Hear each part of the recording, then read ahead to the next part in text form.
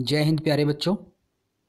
पिछली डॉक्यूमेंट्री में हमने पढ़ा था कि लेखक धर्मवीर भारती जब ठेले पर बहुत सारी बर्फ़ देखते हैं तो उन्हें हिमालय की बर्फ़ की याद आ जाती है और उनके एक मित्र जो कि अल्मोड़ा के रहने वाले थे उन्हें भी अपने पुराने दिन याद हो आते हैं। लेखक जब कौसानी गए थे हिमालय की बर्फ़ को वास्तविक रूप में प्रत्यक्ष रूप में देखने के लिए, तो उस सारी यात्रा की उन्हें याद आती है और वो उसी क्रम में हम पढ़ते जा रहे थे कि लेखक और उनके मित्र कौसानी जाने के लिए बस में सवार हो चुके हैं और वो कोसी तक पहुंच गए हैं। कोसी तक का रास्ता ज़रा कठिन है और पहाड़ों पर हरियाली नहीं है, कोई प्राकृतिक सौंदर्य इतना अधिक है नहीं, बड़ा उबाऊ सा रास्ता है और रास्ते में पीने के लिए कहीं पानी भी नहीं है। कोसी से अल्मोड़ा की तरफ और कौसानी की तरफ दो सड़कें जाती हैं। लेखक की बस कोसी पहुंच चुकी है, वो वहां उतर चुके हैं।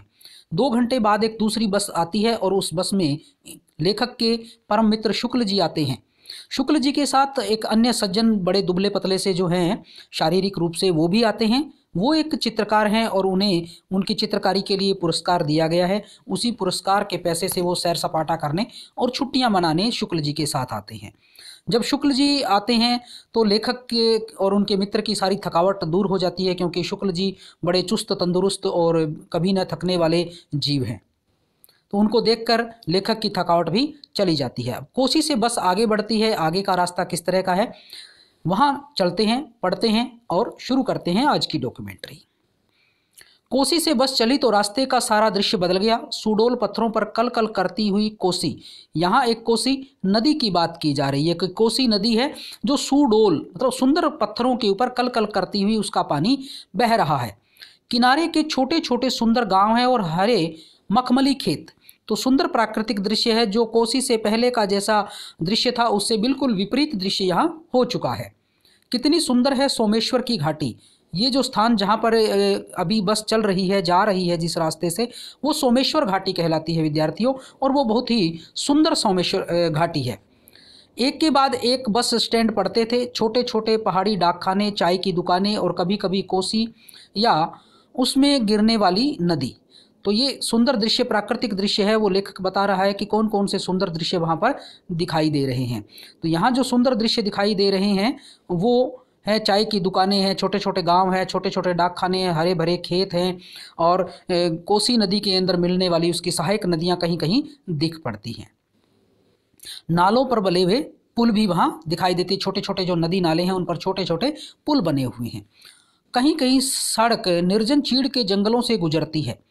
टेढ़ी मेढ़ी ऊंची नीची रेंगती हुई कंकरीली पीठ वाले अजगर सी सड़क पर धीरे धीरे बस चली जा रही है। रास्ता सुहावना था और उस थकावट के बाद उसका सुहावनापन हमें तंद्रालस बना रहा था। तो जिस रास्ते पर बस जा रही थी वो टेढ़ी मेढ़ी एकदम से अजगर के जैसी विशाल सड़क थी। कभी वो निर्जन जंगलों से होकर गुजरती थी, निर्जन जहाँ कोई जन नहीं है, कोई भी व्यक्ति जहाँ नहीं है।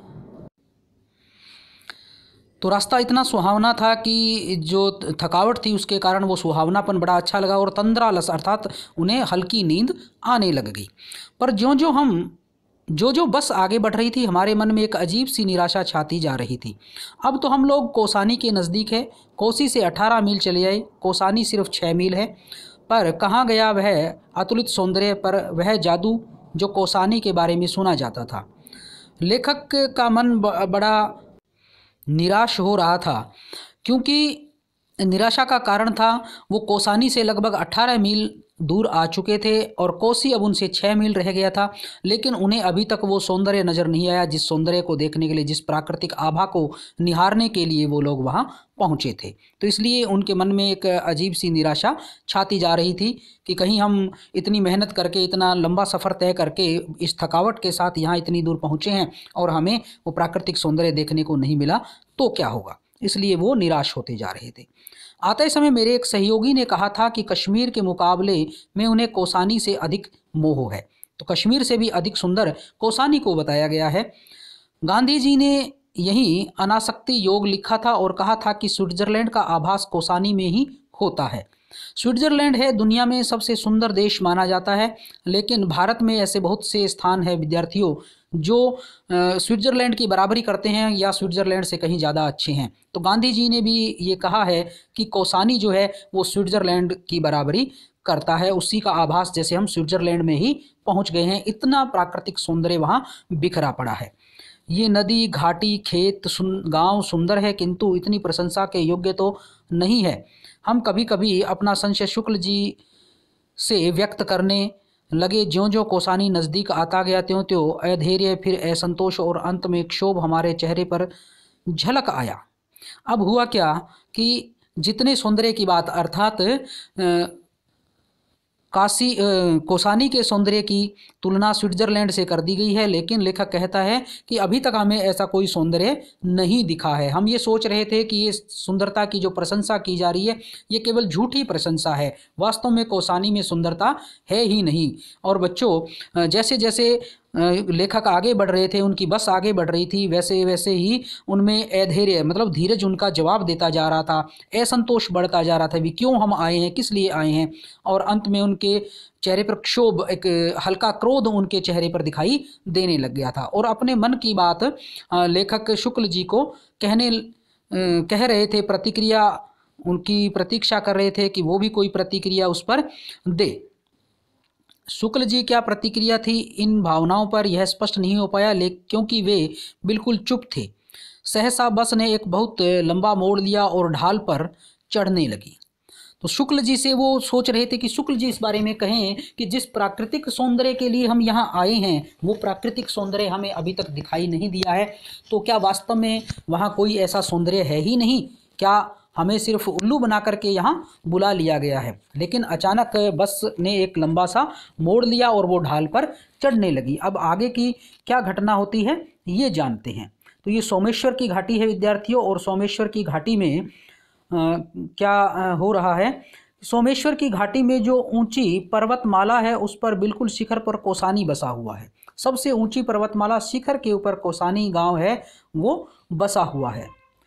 कौसानी से दूसरी ओर फिर ढाल शुरू हो जाती है, अर्थात अभी जहाँ सोमेश्वर घाटी जो शुरू हुई है, मोड़ आया है जिसकी बात लेखक ने की है, वहाँ से ढलान शुरू होती है और उसके बाद ढलान के बाद ऊंचाई आएगी और ऊंचाई के दूसरी तरफ फिर ढलान। तो वो बीच की जो ऊंचाई है विद्यार्थियों, वहाँ कौसानी बसा हुआ है। कौसानी के अड्डे पर जाकर बस रुकी। छोटा सा बिल्कुल उजाड़ सा गांव, और बर्फ का तो कहीं नाम निशान नहीं। लेखक बर्फ देखने आए थे लेकिन बर्फ वहां उन्हें नहीं मिली। एक छोटा सा उजड़ा सा गांव उन्हें दिखाई दिया। बिल्कुल ठगे गए हम लोग, और उन्हें लगा कि हमें किसी ने ठग लिया हो। कितना खिन्न था मैं, बहुत मन जो है वो खिन्न हो रहा था। बुरा या अच्छा बिल्कुल भी उन्हें नहीं लग रहा था। अनखाते हुए बस से उतरा कि जहाँ था वहीं पत्थर की मूर्ति सा स्तब्ध खड़ा रह गया। तो जहाँ वो खड़े थे वही पत्थर की मूर्ति की तरह खड़े रह गए। क्योंकि जैसी कल्पना उन्होंने कौसानी की थी वैसा सौंदर्य उन्हें अभी भी कौसानी में पहुंचने के बाद भी नहीं हुआ है। लेकिन जैसे ही वो बस से उतरे तो स्तब्ध एकदम मूर्ति की तरह खड़े रह गए। यहाँ मूर्ति की तरह खड़े रहने का कारण क्या था? अगली पंक्ति में इसका कारण भी बताया गया है विद्यार्थियों।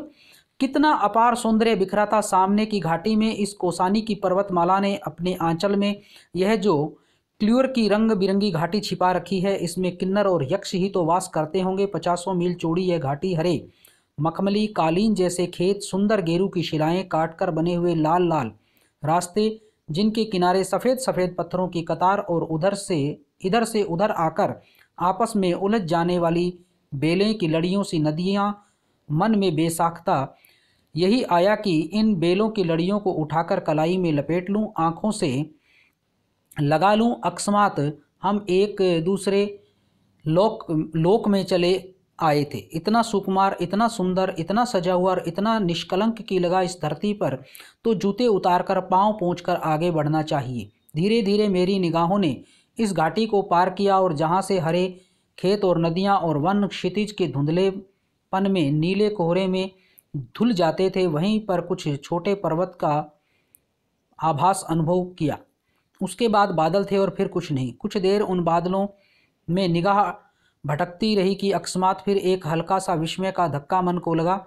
इन धीरे धीरे खिसकते हुए बादलों में यह कौन सी चीज़ है जो अटल है? ये छोटा सा बादल के टुकड़े सा, और कैसा अजब रंग है इसका, न सफ़ेद न रुपहला न हल्का नीला, इन तीनों का आभास देता हुआ। क्या यह क्या है? बर्फ़ तो नहीं? हाँ जी, बर्फ़ नहीं तो क्या है? अकस्मात बिजली सा यह विचार मन में कौंधा कि इस घाटी के पार वह नगाधिराज पर्वत सम्राट हिमालय है, इन बादलों में उसे ढक रखा है। वैसे वह सामने क्या है? इसका कोई छोटा सा बाल स्वभाव वाला शिखर बादलों की खिड़की से झांक रहा है। मैं हर्षातिरेक से चीख उठा, बर्फ वह देखो। शुक्ल जी, सेन सभी ने देखा, पर अकस्मात वह फिर लुप्त हो गया। उसे बाल शिखर जान किसी ने अंदर खींच लिया। खिड़की से झांक रहा है, कहीं गिर न पड़े। ये लंबा सा एक पैराग्राफ यहाँ बात लिखी है लेखक ने कि जब वो पहुँचे वहाँ कौसानी पहुँचे, तो जैसे ही बस से नीचे उतरे तो वो एकदम से स्तब्ध खड़े रह गए, क्योंकि सामने अपार सौंदर्य बिखरा था। और अपार सौंदर्य के आगे पर्वतमाला थी, उस पर्वतमाला के रंग बिरंगी घाटियाँ उसमें थी। और ये ऐसी जगह थी जैसे हमारे कुछ ग्रंथों में मिलता है कि प्राचीन समय में किन्नर और यक्ष जातियां इन पर्वतों में निवास करती थी। तो 50 मील चौड़ी इस घाटी में बहुत ही सुंदर सुंदर मखमली कालीन जैसे हरे भरे मैदान थे। खेत बड़े सुंदर थे, गेरुए रंग की शिलाओं को काटकर रास्ते बनाए गए थे, उनके चारों तरफ दोनों तरफ सफ़ेद पत्थर लगाए गए थे। और कुछ बेलें लताएं हैं वो वहाँ फैली हुई थी, जैसे बेलों के जैसे नदियाँ जैसे चल रही थी। और लेखक को लग रहा था कि वो उनसे लिपट जाए या अपने हाथों पर उन्हें लपेट ले। तो कुल मिलाकर एक बहुत ही सुंदर दृश्य था। लेखक को ऐसा महसूस हुआ कि जैसे ये इतना सुंदर, इतना पावन, इतना पवित्र है कि इसके ऊपर तो उन्हें चप्पल निकालकर, जूते निकालकर, पैरों को पोंछकर चलना चाहिए, अन्यथा ये जो सौंदर्य है वो खराब हो जाएगा। सामने उन्हें क्षितिज के ऊपर, जहाँ वन नदियाँ सब खत्म हो रहे थे धुंधलके में, कुछ अजीब से रंग के बादल दिखाई दिए। और जब वो बादल हटे तो उन्हें वहाँ बर्फ़ दिखाई दी। लेखक बड़े खुश हुए, सबको आवाज़ लगाई कि देखो, वह देखो, बर्फ़ है। तो वो बर्फ़ सबको उन्होंने दिखाई, लेकिन तभी अकस्मात वो विलुप्त हो गई, अर्थात बादल फिर से आ गए। जैसे कोई छोटा सा बच्चा खिड़की से हाथ बाहर निकालता है तो घर के बड़े बुजुर्ग उसका हाथ अंदर खींच लेते हैं कि कहीं उसे बाहर से कोई नुकसान न पहुंचा दे। उसी तरह से जो पर्वत सम्राट है अर्थात हिमालय है, वो थोड़ा सा दिखाई देते हैं और फिर से वो लुप्त हो जाते हैं। तो वो जो अप्रतिम सौंदर्य है विद्यार्थियों, उसका सुंदर वर्णन लेखक ने किया है कि वो सौंदर्य उन्होंने जब देखा तो वो एकदम से पत्थर की मूर्ति के समान हो गए। पर उस क्षण के लिए हिम दर्शन ने हम में जाने क्या भर दिया था। सारी खिन्नता, निराशा, थकावट सब छूमंतर हो गई। और वो एक पल के लिए जो बर्फ़ उन्हें दिखाई दी थी, वो उस एक पल की बर्फ़ ने ही उनको, उनकी थकावट को दूर कर दिया, उनकी व्याकुलता को दूर कर दिया। सारी जो निराशा थी वो सारी समाप्त हो गई थी। ये सब हिमालय को देखकर, उस पर जम गिरी हुई बर्फ़ को देखकर हुआ था। हिमालय हमारे सामने खड़ा होगा, निरावृत, असीम सौंदर्य राशि हमारे सामने अभी अभी अपना घूंघट धीरे से खिसका देगी। और तब सचमुच मेरा दिल बुरी तरह से धड़क रहा था। लेखक कल्पना करते हैं कि अभी इसके ऊपर से ये सारी जो धुंध है वो हट जाएगी, सारा धुंधलका छट जाएगा, और उसके बाद जो अप्रतिम सौंदर्य राशि है, असीम सौंदर्य राशि जिसकी कोई सीमा नहीं है, इतना सौंदर्य उस पर्वतराज का है, तो उसका घूंघट जैसे एकदम से हट जाएगा। और उसके बाद क्या होगा, कितना सुंदर दृश्य आएगा, ये सोचकर ही उनकी धड़कन बढ़ गई है। लेकिन लेखक के मित्र थे शुक्ल जी, वे बड़े शांत थे, केवल मेरी ओर देखकर कभी कभी मुस्कुरा देते थे। उस लेखक की ओर देखकर मुस्कुराते थे कि लेखक ये सब प्रकृति का सौंदर्य देखकर कितने खुश हो रहे हैं, कितने अधीर हो रहे हैं। इतने अधीर थे, कौसानी आया भी नहीं और मुंह लटका लिया। अब समझे यहाँ का जादू। तो कौसानी से पहले सौंदर्य नहीं था, लेकिन जैसे ही कौसानी में पहुँचे तो अप्रतिम सौंदर्य था। ये एक जादू की तरह था कि जैसे कौसानी से कुछ ही दूर थे तब तो बिल्कुल भी सौंदर्य नहीं, और जैसे ही उसके अंदर कदम रखा तो बहुत ज़्यादा सौंदर्य उन्हें देखने को मिला। जादू की तरह सारा दृश्य हो गया था।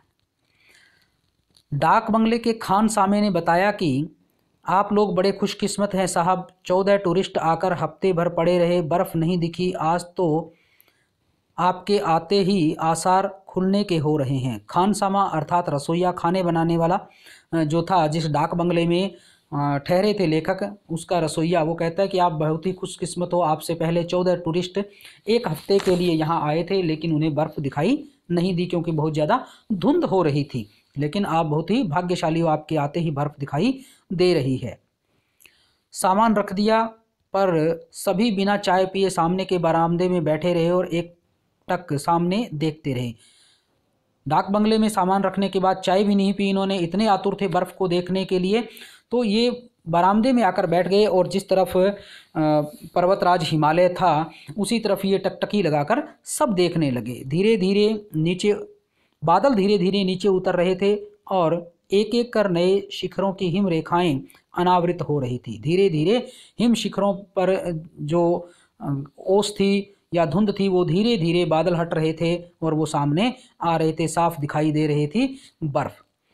फिर सब खुल गया। बाईं ओर से शुरू होकर दाईं ओर गहरे शून्य में धंसती जाती हुई हिम शिखरों की उबड़ खाबड़ रहस्यमयी रोमांच श्रृंखला। हमारे मन में उस समय क्या भावनाएं उठ रही थी, यह अगर बता पाता तो यह खरोंच, यह पीर ही क्यों रह गई होती कि वहाँ कितना सुंदर दृश्य था, कितना रहस्यमयी सब लगा रहा था। हिम शिखर जो ऊबड़ खाबड़ थे, रहस्यमयी थे, वो रोमांच श्रृंखला थी। तो कौन सी भावनाएं हमारे मन में उसको देखकर उठ रही थी, उसे शब्दों में व्यक्त नहीं किया जा सकता, उसे बताया नहीं जा सकता। और अगर वो मन की बात बता दी जाती तो अब उस बात को याद करके जो मन में पीड़ा हो रही है, जो टीस उठ रही है, वो फिर शायद न उठती। धुंधला सा संवेदन एक अवश्य था कि जैसे बर्फ की सिल्क के सामने खड़े होने पर मुंह पर ठंडी ठंडी भाप लगती है, वैसे ही हिमालय की शीतलता माथे को छू रही है और सारे संघर्ष, सारे अंतर्द्वंद, सारे ताप जैसे नष्ट हो गए हों। तो जितने भी ताप, जितने भी कष्ट रास्ते में हुए थे, वो सारे यहाँ आकर हिमालय को देखकर, उसकी ठंडक को देख कर के, बर्फ को देख करके वो सारे दूर हो गए हैं विद्यार्थियों। लेखक असीम आनंद का अनुभव कर रहा है। क्यों पुराने साधकों ने दैविक और भौतिक कष्टों को ताप कहा था और उससे शमित करने के लिए क्यों हिमालय जाते थे, यह पहली बार मेरी समझ में आ रहा था। और अकस्मात एक दूसरा तथ्य मेरे मन के क्षितिज पर उदित हुआ। कितनी कितनी पुरानी है यह हिमराशि, जाने किस आदिम काल से यह शाश्वत अविनाशी हिम इन शिखरों पर जमा हुआ है। तो हमारे जो ऋषि मुनि हैं वो 3 तरह के ताप मानते हैं। एक ताप होता है दैहिक यानी शारीरिक कष्ट, एक दैविक जो ईश्वर के द्वारा दिया जाता है, और एक भौतिक जो भौतिक संसार के द्वारा दिया जाता है। 3 तरह के ताप माने गए हैं, 3 तरह के कष्ट उन्होंने माने हैं।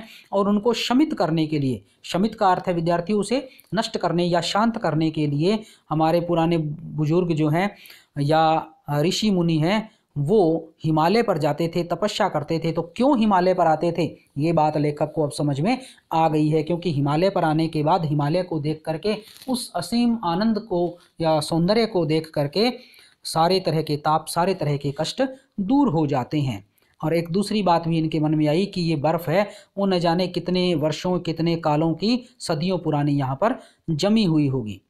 कुछ विदेशियों ने इसीलिए हिमालय की इस बर्फ़ को कहा है चिरंतन हिम, एटर्नल स्नो, यानी चिरंतर, अनिश्चित काल से, नित्य, जब से सृष्टि बनी है तभी से जैसे ये बर्फ यहीं पर जमी हुई है। अब प्राकृतिक सौंदर्य का एक और अनुपम नज़ारा यहाँ देखने को मिल रहा है विद्यार्थियों।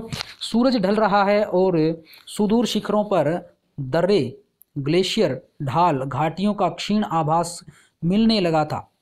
तो जैसे ही सूरज ढलने लगा, सुदूर शिखरों पर, दूर जो शिखर थे, जो दर्रे थे, ग्लेशियर, ढाल, इनके ऊपर एक क्षीण आभास, एक सुंदर आभास, छोटा सा, बिल्कुल कम समय के लिए कुछ नया आभास मिल रहा था।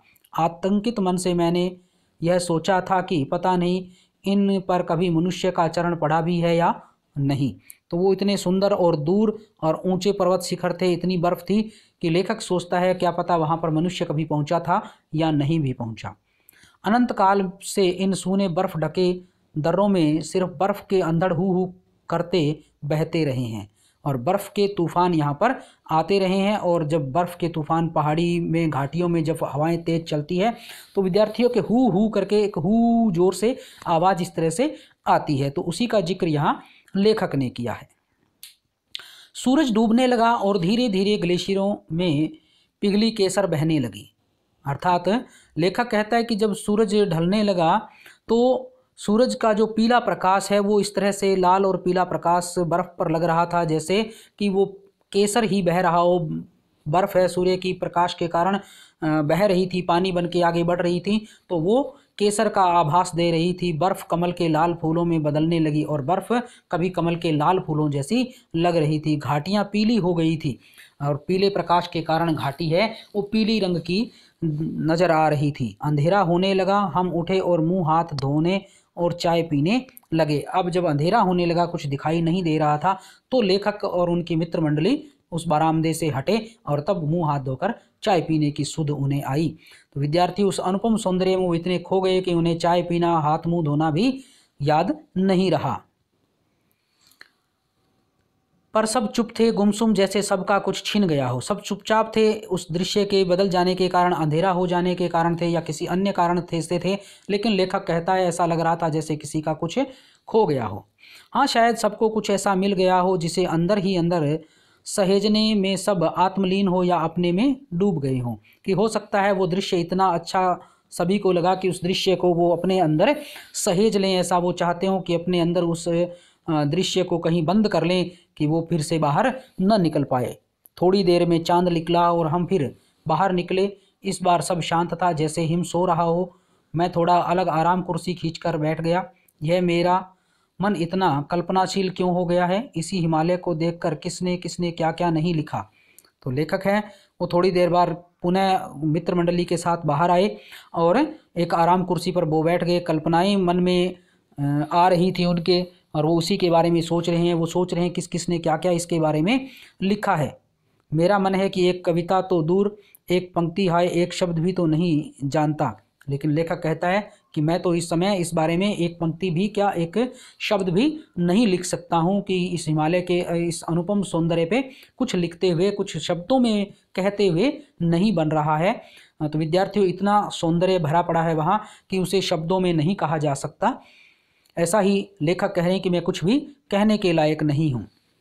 यह सब कितना छोटा लग रहा है हम हिम सम्राट के समक्ष। पर धीरे धीरे लगा कि मन के अंदर ही बादल थे जो छंट रहे हैं। तो जो कौसानी पहुंचने से कुछ ही समय पहले मन में था कि जिस सौंदर्य के लिए हम आए हैं वो नहीं दिखा, हम बेकार आए हैं, हमें तो बेवकूफ़ बना दिया गया है या हम बेवकूफ़ बन गए हैं, वो सारी बातें थी, वो सारे बादल धुंधल के सब अब हट चुके हैं। मन में वो सारी बातें अब समाप्त हो चुकी हैं। कुछ ऐसा अंदर रहा है जो इन शिखरों की ही प्रकृति का है, कुछ ऐसा जो इसी ऊंचाई पर उठने की चेष्टा कर रहा है ताकि इनसे उन्हीं के स्तर पर मिल सके। लगा यह हिमालय बड़े भाई की तरह ऊपर चढ़ाया है। विद्यार्थियों, जैसे बड़ा भाई है वो हमारे ऊपर अपना अधिकार जताता है, हमारी गलती पर हमारे ऊपर चढ़ाता है, अर्थात हमें डांटता है, फटकारता है, समझाता है, दुलारता है, पुचकारता है, सारे काम हमारा बड़ा भाई हमारे लिए करता है और हम छोटे भाई की तरह खड़े रहते हैं। तो वैसे ही हिमालय है वो लेखक को अनुभव करा रहा था जैसे हिमालय बहुत बड़ा है और बड़े भाई की तरह उनके सामने डट कर खड़ा है। कुंठित और लज्जित होकर थोड़ा उत्साहित भी कर रहा है, स्नेह भरी चुनौती दे रहा है, हिम्मत है, ऊंचे उठोगे। तो वो बड़े भाई जैसे हमें आगे बढ़ने के लिए, ऊंचे उठने के लिए प्रेरित करते हैं, वैसे ही जैसे हिमालय भी हमें प्रेरित कर रहा था, लेखक को ऐसा अनुभव हो रहा था। और सहसा सन्नाटा तोड़ सेन रविंद्र की कोई पंक्ति गा उठा और जैसे तंद्रा टूट गई और हम सक्रिय हो उठे। तो जो इनके साथी थे मिस्टर सेन, उन्होंने कवि रविंद्र की कोई पंक्ति सुनाई और इस दिन की तंद्रा, जो आलस्य का जो भाव था इनमें, वो समाप्त हो गया, सक्रिय हो गए। ये भी उनके साथ गाने लगे। अदम्य शक्ति, उल्लास, आनंद जैसे हम में छलक पड़ा था। सबसे अधिक खुश था सेन, बच्चों की तरह चंचल, चिड़ियों की तरह चहुकता हुआ बोला, भाई साहब हम तो वंडरस्ट्रक हैं कि भगवान का क्या क्या करतूत इस हिमालय में होता है। इस पर हमारी हंसी बिल्कुल ठंडी हो पाई थी कि अकस्मात वह शीर्षासन करने लगा। पूछा गया तो बोला हम नए पर्सपेक्टिव से हिमालय देखेगा। बाद में मालूम हुआ कि वह बम्बई की अत्याधुनिक चित्र शैली से थोड़ा नाराज है और कहने लगा, ओ सब जीनियस लोग, शीर का बल खड़ा होकर दुनिया को देखता है, इसी से हम भी शीर का बल हिमालय देखता है। तो मिस्टर सेन है वो कुछ अलग करना चाहते थे वो मुंबई के अंदर अत्याधुनिक चित्र शैली में जिस तरह के चित्र बनाए जा रहे थे उसी के अनुसार कह रहे थे कि वो सब चीज़ों को उल्टा देखते हैं, हिमालय को भी उल्टा देखते हैं, इसलिए मैं भी शीर्षासन करके उल्टा खड़ा होकर के हिमालय को देखना चाहता हूँ। वो सब जीनियस है, इसलिए मैं भी इसी तरह उन्हीं की तरह व्यवहार कर रहा हूँ। दूसरे दिन घाटी में उतरकर 12 मील चलकर हम बैजनाथ पहुँचे। तो घाटी में नीचे उतरने के बाद कोई 12 मील के बाद एक स्थान है जिसे बैजनाथ कहा गया है, जहाँ गोमती नदी बहती है।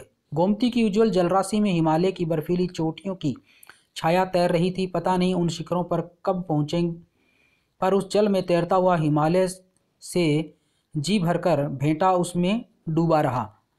तो उन्होंने गोमती नदी के पानी के अंदर ही हिमालय की तस्वीर देखी और ऐसा सोच लिया कि जैसे मैं हिमालय तक पहुंच गया हूं, उसी को वो घंटों देखते रहे, उसी से मन ही मन बातें करते रहे। आज भी उसकी याद आती है तो मन पिरा उठता है। कल ठेले के बर्फ़ को देखकर वे मेरे मित्र उपन्यासकार जिस तरह स्मृतियों में डूबकर उस दर्द को समझता हूँ, और जब ठेले पर हिमालय की बात कर हंसता हूँ तो वह उस दर्द को भुलाने का ही बहाना है। वे बर्फ़ की ऊंचाइयाँ बार बार बुलाती हैं और हम है कि चौराहे पर खड़े हैं, ठेले पर लदकर निकलने वाली बर्फ़ को ही देखकर मन बहला लेते हैं। लेखक हैं उसी बर्फ़ की सिल्लियों को देख रही हैं जो ठेले पर लाद कर लाई गई हैं। मन में बड़ा दुख होता है कि हम उन ऊंचाइयों तक नहीं पहुंच रहे हैं, लेकिन जो ठेले पर लदा हुआ हिमालय है उसी को देख करके हम खुश हो रहे हैं। कहीं ऐसा हो क्षण में ऐसे ही ठेले पर लदे हिमालयों से घिरकर ही तो तुलसी ने नहीं कहा था कभू कि यही रहनी रहोगे, मैं क्या कभी ऐसे ही भी रह सकूंगा, कि तुलसीदास ने कहा था कि क्या कभी ऐसे ही रह जाएंगे सब। तो तुलसीदास की बात को याद करते हुए कहते हैं कि शायद हमें भी यहीं ऐसे ही रहना पड़ेगा वास्तविक हिम शिखरों की ऊंचाई पर। और तब मन में आता है कि फिर हिमालय को किसी के साथ हाथ संदेश भेज दूं, नहीं बंधु आऊँगा, कि हिमालय को मैं किसी के साथ संदेश भेज दूं कि हे बंधु, हे भाई, मैं तुमसे फिर से मिलने आऊँगा, मैं तुमसे यहीं दूर ही नहीं रह जाऊँगा, मैं फिर लौट कर वहीं आऊँगा। उन्हीं ऊंचाइयों पर तेरा मेरा आवास है, वहीं मन रमता है। मैं करूं तो क्या करूं, लेकिन मेरा मन तो वहीं है, मैं कुछ कर नहीं सकता हूं, मैं मजबूर हूं, लेकिन मैं एक दिन तुम्हारे पास आऊँगा अवश्य ही। तो विद्यार्थियों, इस तरह से लेखक ने अपनी जो यात्रा थी, हिमालय की यात्रा, कौसानी की यात्रा, उसका सुंदर वर्णन किया है और उसमें बताया है कि कितना अप्रतिम सौंदर्य है और वहाँ पहुंचकर इन्हें कैसा आभास हुआ। अध्याय हमारा यहीं समाप्त होता है। अध्याय की PDF का लिंक डिस्क्रिप्शन में डाल दिया गया है। इसके अतिरिक्त जो भी लिंक है वो यहाँ दिए गए हैं, आप यहाँ जाइए और इन सब में से सामग्री आप ले सकते हैं, देख सकते हैं। वीडियो लेक्चर आप इसमें देख सकते हैं, टेलीग्राम चैनल आप ज्वाइन कर सकते हैं। तो मिलते हैं अगली डॉक्यूमेंट्री में, तब तक के लिए धन्यवाद।